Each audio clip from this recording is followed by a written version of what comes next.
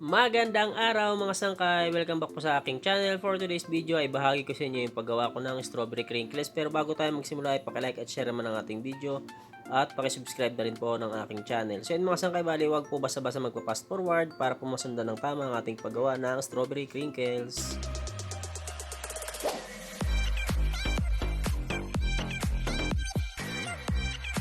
At ayan mga sangkay, bali simulan na natin yung ating paggawa ng ating strawberry crinkles. Ayan, meron tayong asukal.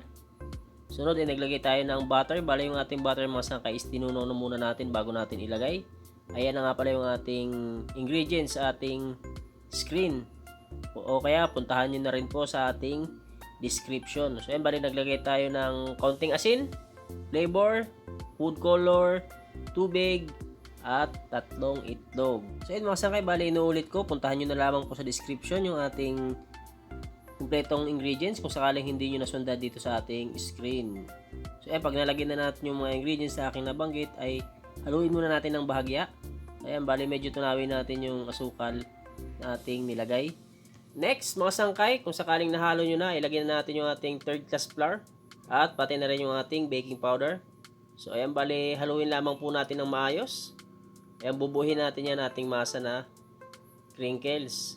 Dapat po yung inyong masa ng crinkles na yan is hindi po matigas at hindi rin sobrang lambot. Tamang lambot lamang po mga sangkay itong ating minamasa na strawberry crinkles.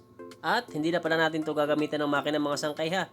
Dahil kapag nabuo na natin yan ay diretso na natin forma itong ating paggawa ng ating crinkles. Sa may mga katanungan po dyan mga sangkay ay mag-comment lamang po kayo para masagot ko po kung sakaling ano po ang inyong mga katanungan. At inuulit ko, yung ating kumpletong ingredients ay puntahan nyo na lamang po sa description.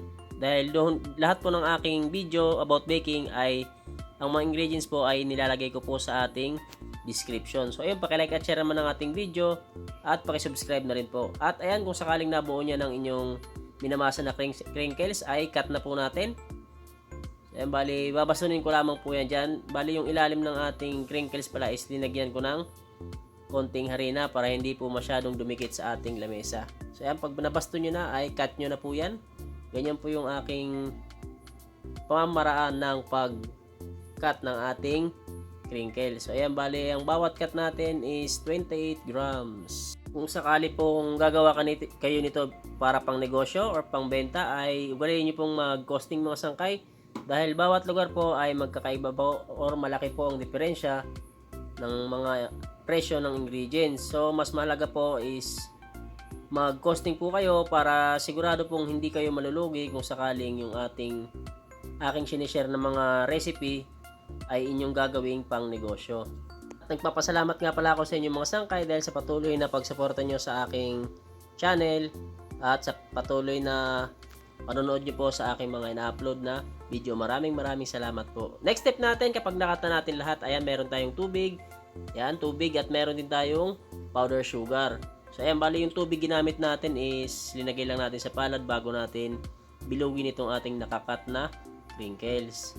Purpose po niyan para dumikit po yung ating powder sugar. So ayan, kung mapapansin nyo mga sangkay, binabasa ko muna yung aking palad bago ko bilugin itong ating crinkles. At diretso na po natin nilalagay doon sa ating powder sugar. So ayan, huwag nyo pong dadamihan masyadong paglalagay sa langgana na yan ng binilog na crinkles para po hindi magdikit-dikit.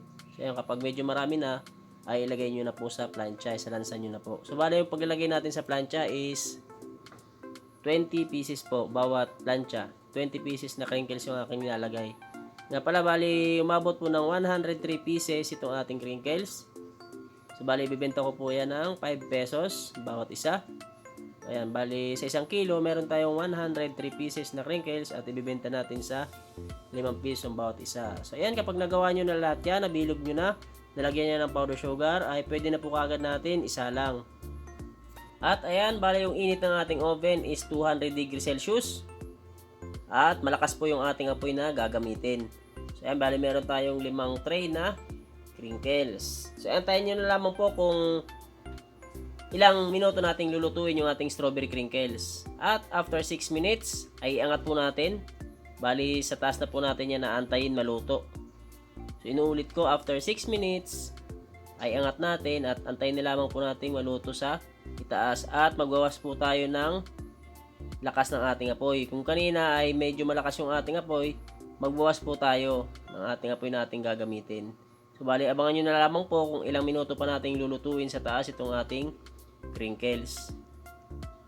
At after 7 minutes sa itaas ay aalisin na po natin yung ating sinalang. Bali niluto natin ng 13 minutes. 6 minutes sa baba at 7 minutes sa itaas. So ganyan lamang po yung kadali yung ating paggawa ng crinkles. Sana ay nakatulong sa inyong video na ito. Ayan, bali palalamigin muna natin yan mga sangkay bago natin display. So simpleng recipe mga sangkay, sana ay makatulong sa inyo. Pwede nyo gawing pang negosyo at pwede nyo rin gawin pang merienda lang. So ayun mga sangkay, kung sakaling gagawa kayo ng kalahating kilo, ay hatiin nyo lamang po yung ingredients, mga sukat sa ating description. So ayun, maraming salamat po sa panonood. Paki-like at share lamang po ng ating video at paki-subscribe na rin po. Thank you!